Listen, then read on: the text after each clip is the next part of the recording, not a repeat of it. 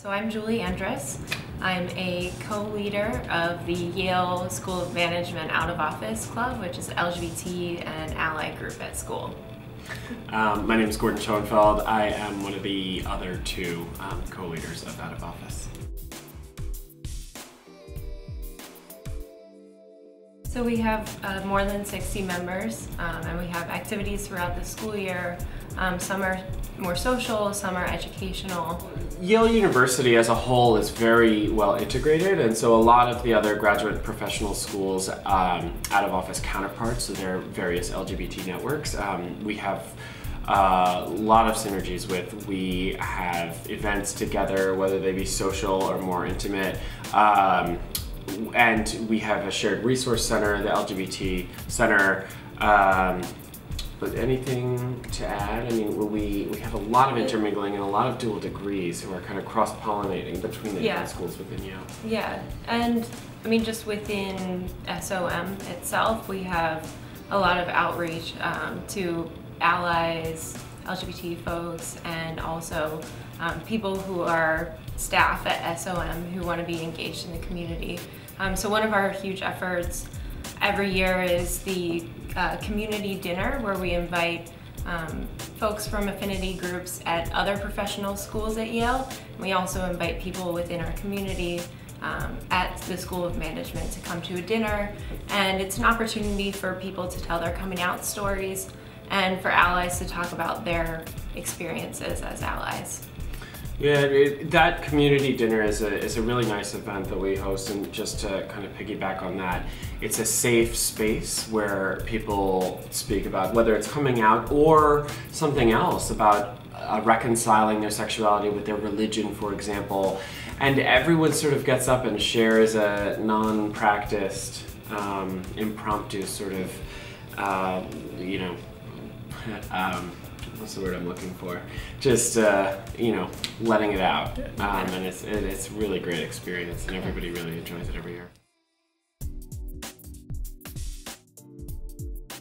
We haven't really had issues with getting allies to join the club. It's just having them to feel empowered to take a more proactive role in the club. So something we've actively been working on is getting more ally involvement in the club.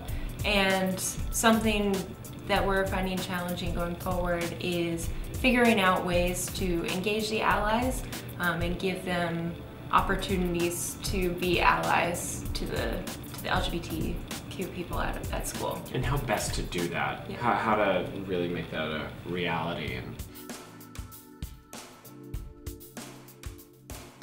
I mean, something that's really important about Yale is that it's one of the smallest MBA programs.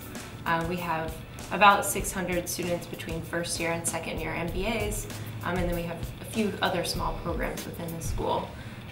So just by the nature of having fewer students, it creates a very intimate atmosphere where people tend to get to know each other pretty well and know a lot of faces on campus.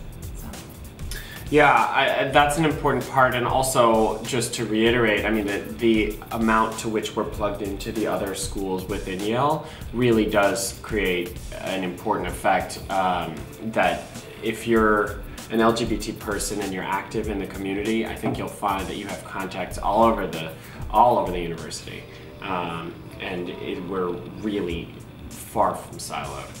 Yeah, and we do get a lot of funding and financial support for our activities from the school. From the university. Right, from the university. There's a lot of capabilities for us to throw events and be supported in that.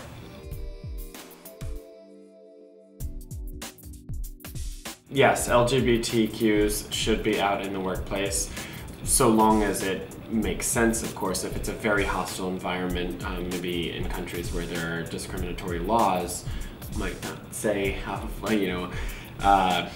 yes, so cavalierly, but I definitely think that bringing your whole self to work is critical to doing a great job. And you really need to not be hiding, not be afraid, be yourself. Yeah, I totally agree. I think it's so important. There's such privilege that comes with getting your MBA, And with that privilege, there are certain responsibilities, and I think, as part of being a leader and being in a privileged position, it's important that people share themselves.